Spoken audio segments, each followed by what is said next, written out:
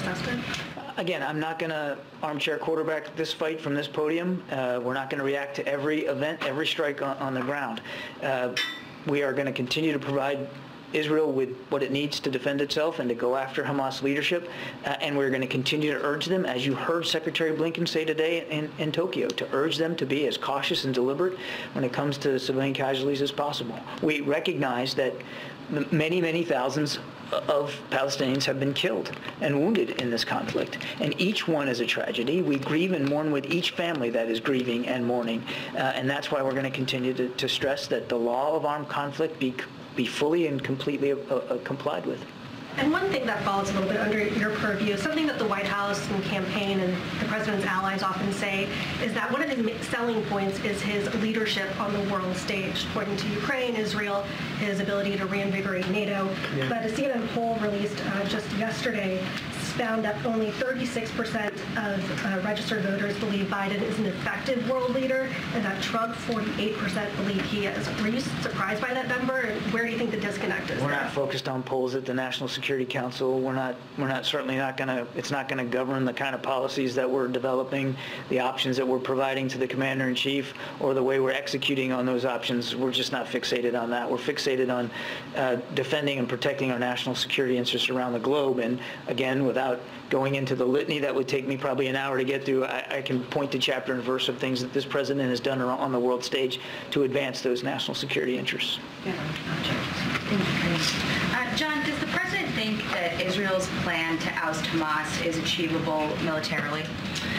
The president believes, because he's seen it on our own, on the efforts to go after ISIS and after al-Qaeda, that it is absolutely possible, through military and other means, to disrupt and degrade, if not decimate, a terrorist network's ability to resource itself, to plan, to operate and execute attacks. We're not going to, again, characterize or analyze publicly Israeli war plans. They should be the ones speaking to that. Right now, they are focused on putting pressure on Hamas leadership, specifically in Gaza City. And they are pursuing that through military means. And again, we're doing everything we can to help them. How important is the timeline to that belief that this is achievable? And the reason I ask is because of this polling that shows Americans are very deeply divided on Israel's counterattack. Only 36% said it's very important or extremely important to provide aid. 40% of Americans said the military response has gone too far, and among Democrats, that number is 58%.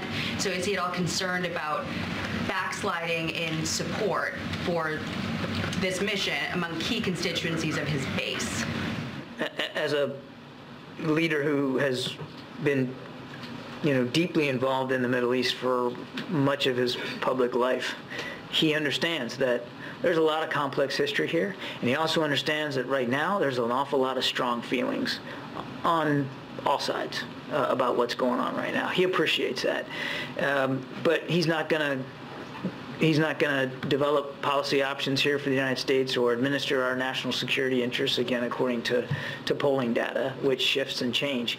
He's going to do it based on principles, based on a firm belief in Israel's right to exist as a nation and the Israeli people right to live in peace and security, as well as the Palestinians. And that's going to govern how he makes his decisions with respect to protecting our national interests, to include, Jackie, his firm belief that in the promise of a two-state solution and how we can't abandon that. Will we send American troops into Gaza to get American hostages? There are no plans to put American troops on the ground in combat in this fight, and we are pursuing a series of steps, largely through negotiations, to get our hostages out.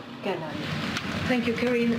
John, do you think that Hamas, or do you believe that Hamas is holding all the hostages in Gaza, or do you think there is other groups like Islamic Jihad or maybe others, and do you use the same channel of communication via your partners to trying to deal with them?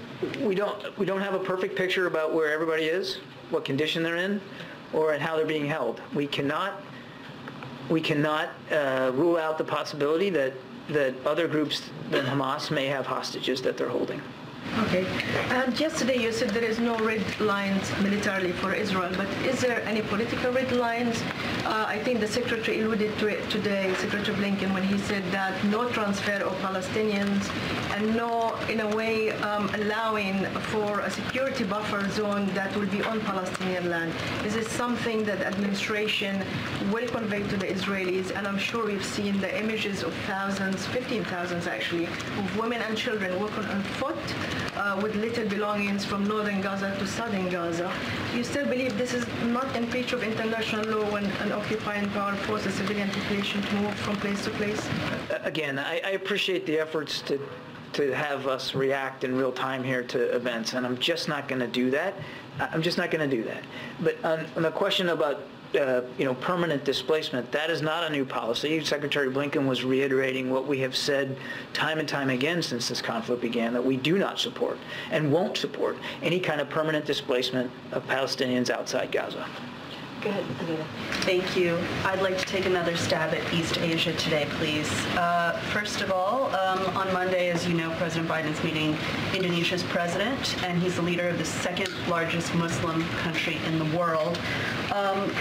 What is his message to President Widodo, and why does the statement that the White House put out about this make no mention of the situation in Gaza when we know that President Widodo is going to a meeting of the Organization of Islamic Cooperation the day before, where that's going to be the main subject?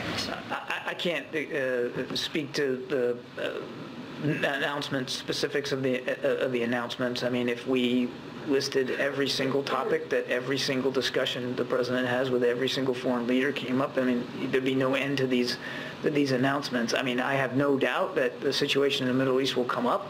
I don't think you should read anything into the fact that it wasn't in the announcement. I wouldn't worry about that. Clearly, there's a lot on the plate to discuss with the president, and President Biden looks forward to that, particularly when it comes to the security, economic, and diplomatic challenges that remain in the Indo-Pacific. And quickly, can you just confirm, Japanese media is reporting that November 15th is the date of the Biden-Xi meeting. Can you confirm that and just preview that for us, please? No. And no. Thanks.